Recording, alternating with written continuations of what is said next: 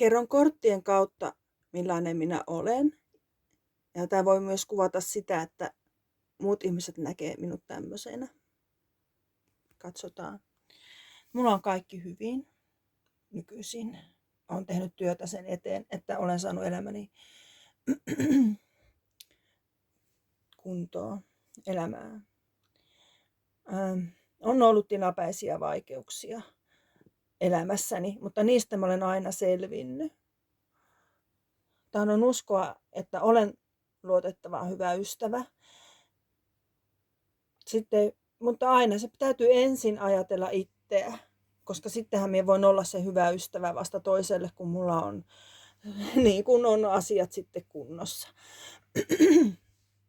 Minä olen enää kauhean nuori, mutta en ole myös vanha.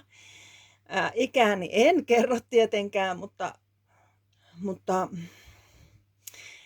sanotaan kun aikuinen ihminen kuitenkin.